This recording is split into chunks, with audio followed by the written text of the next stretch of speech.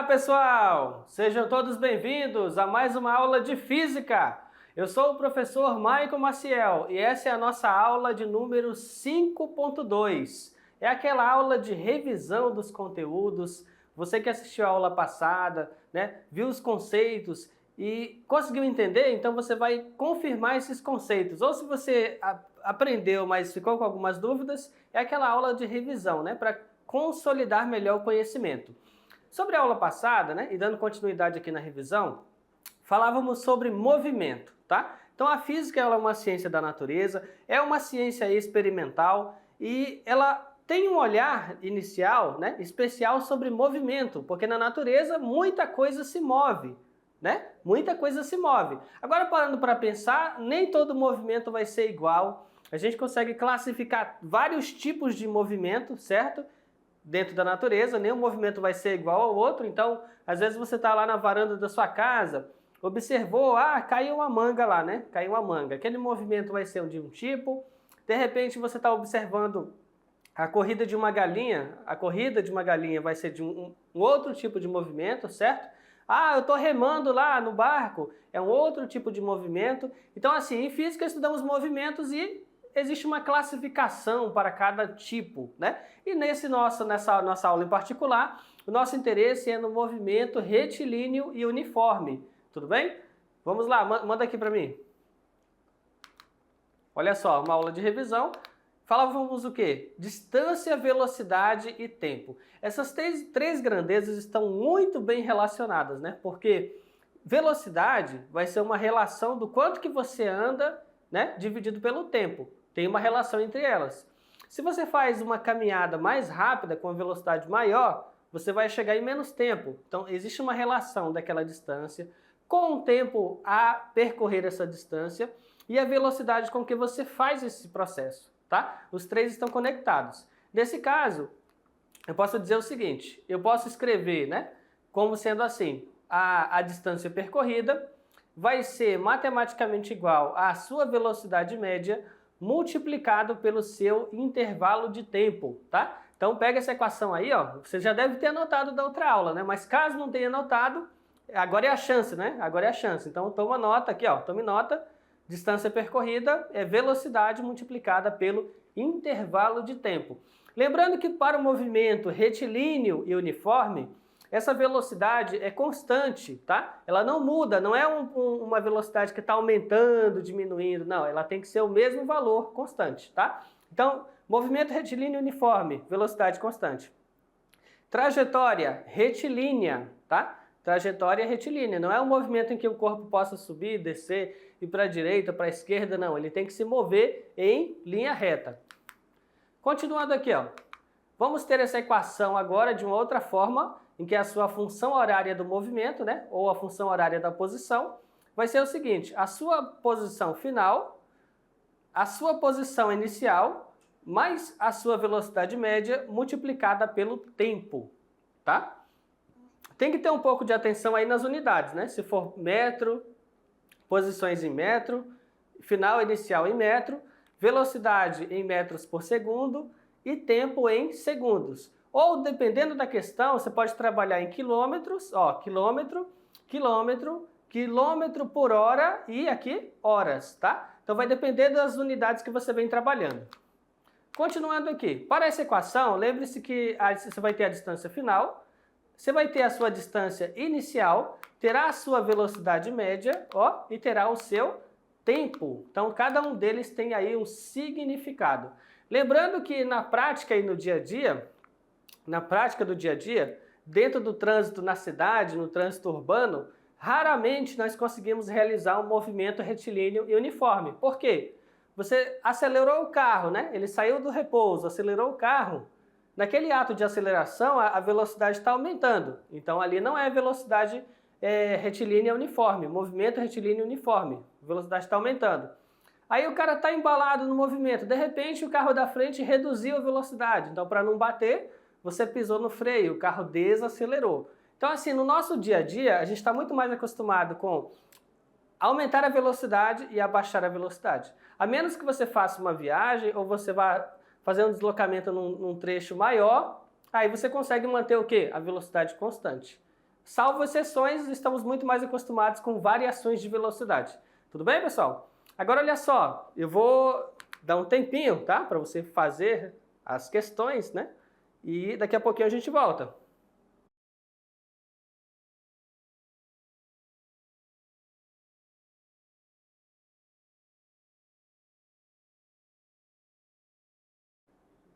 Opa, acabou o tempo, pessoal. Espero que você tenha tentado e conseguido fazer. Se conseguiu fazer, né, acertou? Vamos corrigir para ver se você acertou. E se você só tentou e, eu não tenho certeza se eu consegui. Agora a gente vai descobrir se você vai conseguir ou não. E de repente você vê o porquê que você não conseguiu fazer, né? Vamos lá então, para a nossa primeira questão. Questão 1. É dada a função horária, né?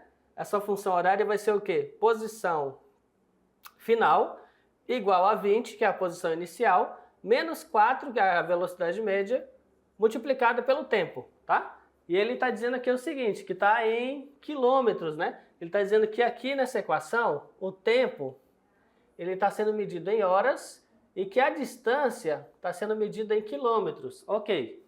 Aí que descreve o movimento de um móvel num determinado material. Os espaços são medidos numa trajetória a partir do marco zero. Ok. Os instantes t são lidos num cronômetro. Determine. Letra A. O espaço inicial e a velocidade escalar. Né? Então vamos no passo a passo aqui. Na letra A ele quer o quê? O espaço inicial e a velocidade escalar. Aqui, pessoal, para fazer isso está bem simples. Eu vou colocar a equação, né, a função horária da posição, né, posição final, posição inicial, velocidade vezes tempo. E aqui eu vou comparar, né, vou colocar outra equação que ele me deu aqui, ó, na questão, vou colocar imediatamente abaixo. E aí eu vou comparar, né? Comparando, percebemos que a minha posição inicial, ou meu espaço inicial, é 20. Comparando, eu também consigo perceber o quê? Ó, posição inicial 20. Eu também consigo perceber que a velocidade é quanto?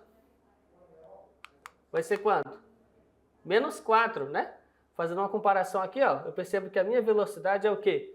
Menos 4, ok? Então o tipo de movimento é progressivo ou retrógrado, é a pergunta. Então aqui, ó, velocidade não negativa, né? Então o sinal negativo, menos 4, significa que o movimento ele é retrógrado, isto é, o móvel caminha no sentido contrário ao da orientação da trajetória, aproximando-se do marco zero. Ele quer dizer aqui o seguinte, se eu tenho aqui a trajetória, eu tenho um zero, né? Eu tenho um zero. Eu tenho aqui 20, né? Aí tenho aqui 40. O móvel, ele pode ou estar se afastando do zero, do marco zero, ou se aproximando do marco zero. Como a velocidade não negativa, significa que ele está se aproximando do marco zero, ok? Então ele chama isso de movimento retrógrado. No C, o espaço do móvel quando o tempo for 2 horas. Então aqui, nesse caso, eu vou pegar a equação função horária da posição e vou fazer a substituição, né? Bem simples, ó, escrevi ela aqui. No lugar do T, quanto que vale T? Vale 2, né? Então vai ficar 20 D igual a 20 menos 4 vezes 2. A prioridade aqui é a da multiplicação, tá? Então não faça, se você fazia isso antes, não faça mais. Não faça a subtração antes da multiplicação, tá? Então se você fez aí 20 menos 4, aí para depois multiplicar por 2, tá errado, tá? Então você tem que fazer a multiplicação primeiro. Então 4 vezes 2 deu 8, agora sim você pode fazer a subtração, né? 20 menos 8, 12, ok, 12. Nesse caso aqui, o instante quando o móvel está na posição cujo espaço é igual a 8 km. Nesse caso, vamos ter aqui a equação, a função horária. A posição final, ele já me falou que é 8, né? E eu tenho que saber em que tempo isso acontece. Então vou ter o seguinte, o 20 vai passar para o outro lado da equação, trocou o sinal, então ficou 8 menos 20, igual a menos 4t. Nesse caso, 8 menos 20 deu o quê? Menos 12. Menos 4 está multiplicando t, vai passar o quê? Dividindo. Então você vai ter menos 12 dividido para menos 4, né? Fez a divisão, 12 para 4 deu o quê? Deu 3. Aí na divisão, menos com menos dá quanto? Dá mais. Então, 3 horas. Letra E, do instante em que o móvel passa pela origem do espaço, ou seja, o marco zero. Quando ele fala origem do espaço, né, o marco zero, eu vou pegar essa mesma equação aqui, a função horária, e agora, onde tiver a posição final, que é o D, eu vou colocar quanto? Vou colocar zero, tá? E aí ele quer saber em que instante isso que acontece. Nesse caso, vou pegar o 20, passo para o outro lado da equação, vai ficar menos 20 igual a menos 4 vezes t. Então, menos 20 dividido para menos 4. Ó, faço a divisão, 20 para 4 deu 5, menos com menos ficou mais. Então, 5 horas. Tudo bem, pessoal? Vamos seguindo. Questão 2. Um carro de corrida percorre uma pista que tem formato de um quadrado, ó, com 12 km de lado. O primeiro lado é percorrido a uma velocidade escalar média de 120 km por hora. O segundo e o terceiro a 240 km por hora. E o quarto a 120 km por hora, tá? Ou seja, ele está percorrendo a velocidades diferentes, né? 120, o primeiro, o segundo e o terceiro a 240 e o quarto a 120. Qual é a velocidade média do carro ao percorrer o perímetro do quadrado? Então aqui essa é uma questão que, ó, ele corre primeira, segunda, terceira e quarta parte. E ele está correndo aqui com velocidades diferentes. Como se trata de um quadrado, temos uma distância total de 48, tá? Por quê? Porque cada lado aqui é 12, né? Então, uma volta total vai te dar o quê? Vai te dar 48 km. Sendo que a metade percorrida a 120 km por hora e a outra metade é percorrida a 240 km por hora. Nesse caso, vamos ter o seguinte. Aqui, 24 igual a 0, mais 120 vezes t. Nesse caso, você vai ter quanto? Olha só. 0,2 horas, tá? Então aqui é a posição inicial, o ponto de partida dele, o 0, o 120 a velocidade e aqui o tempo. Aqui eu posso sumir com esse 0, né? Ele acaba sumindo aqui, né? 0 mais 120t, o 0 não vai somar, então sobrou apenas o 120t. O 120 está multiplicando o t, passou dividindo, e nessa divisão eu vou obter 0,2 horas. Agora, fazendo a mesma conta, só que agora considerando um trecho onde a velocidade é 240, tá? Aqui eu considerei ela 120 e agora é no trecho 240. Você vai ter 24 igual a 240t. 240 está multiplicando o tempo, passou dividindo. Então você vai ter 24 dividido para 240 e vai te dar o quê? 0,1 horas. Vamos pensar o seguinte aqui, ó. 48, né? 48 igual a 0 mais V vezes 0,3. Neste caso, ó, 0,3 está multiplicando V, passou dividindo, eu vou ter o quê? 160 km por hora, tá? Então, 48 vai ser o quê? A distância total que ele percorreu. Ele fez um tempo aqui de 0,2. Ele fez um outro tempo aqui de 0,1. Se eu somar os dois tempos, eu vou obter quanto? 0,3 horas, tá? Então aqui eu vou trazer essa função aqui, ó. A distância total que ele percorre em uma volta, 48 km. Posição inicial dele, 0. Velocidade média de uma volta completa eu quero descobrir. E o tempo que ele levou, 0,3 horas, tá? E aí com essa continha, ó, 48 dividido para 0,3, vou obter 160 km por hora, que vai te dar, ó, letra D. Agora vamos lá, pessoal, se liga no Enem, questão 3. Vamos nessa. Vamos lá, Corrida de São Silvestre. A Corrida Internacional de São Silvestre chega a 98 edição de um domingo, né? 31 de dezembro de 2023. Diferentemente do que afirma a música dos Titãs, esse domingo não é dia de descanso para milhares de corredores que participam da mais tradicional prova de rua do Brasil, na região central de São Paulo. O percurso de 15 quilômetros começa e termina na avenida mais famosa da cidade, a Avenida Paulista.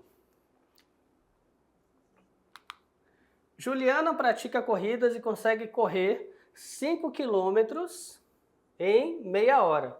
Seu próximo desafio é participar da corrida de São Silvestre, cujo percurso é de 15 quilômetros.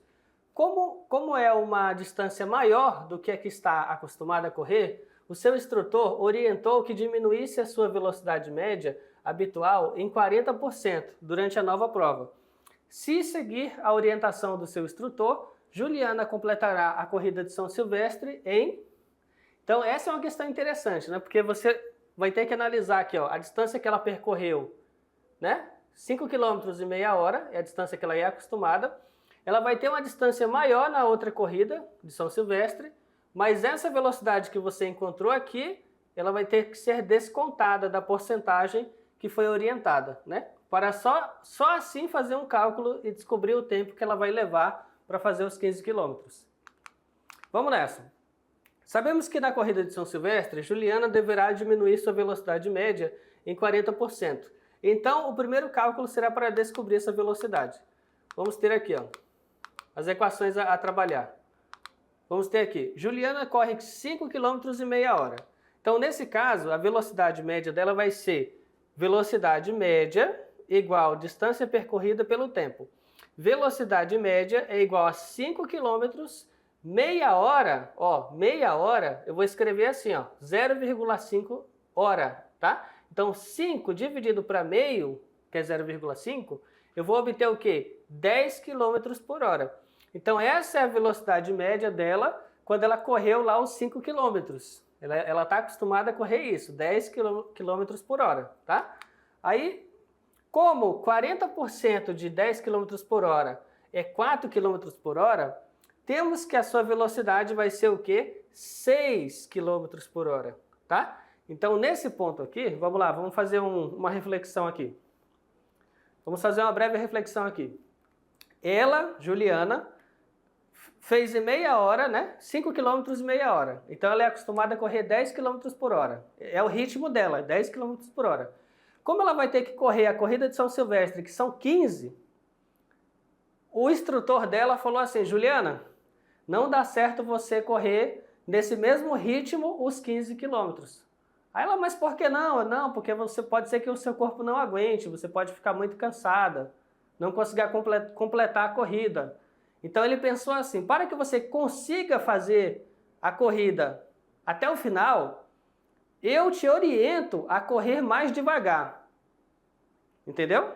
Eu te oriento a correr mais devagar. Faça uma redução de 40% da sua velocidade média. Porque aí ela vai fazer a corrida de São Silvestre, vai levar um tempo maior do que o que ela faria no ritmo dela, mas ela vai conseguir fazer a corrida até o final. Esse é o raciocínio, tudo bem? Vamos nessa. Então aqui, mesmo que ela tivesse a habilidade de correr 10, sobre a orientação do instrutor, vai ter que ser descontado 40%. Então ela só vai correr na corrida de São Silvestre 6 km por hora, tá? Então nesse caso, a corrida de São Silvestre é 15 km, ela vai correr a 6, então ela vai levar o quê? 2 horas e meia, ó, 2 horas e meia, ok? Que também é conhecido como 2 horas e 30 minutos, tá? Temos aí a letra D. Ok, pessoal? Letra D. Então essa questão aí que nós vimos, a última, ela foi uma questão interessante, né? Exatamente porque tem a reflexão de que ela é capaz de desenvolver uma velocidade. Dentro do enunciado ele coloca uma limitação, né? Uma limitação, porque se vai correr uma distância maior, você até consegue, mas com a velocidade reduzida. Então você tem que fazer essa consideração final para, por fim, fazer um outro cálculo com essa velocidade reduzida, tá? Então foi uma atividade interessante. Bom, pessoal, eu espero que vocês tenham gostado, né? Que tenham acompanhado e até a próxima. Tchau, tchau!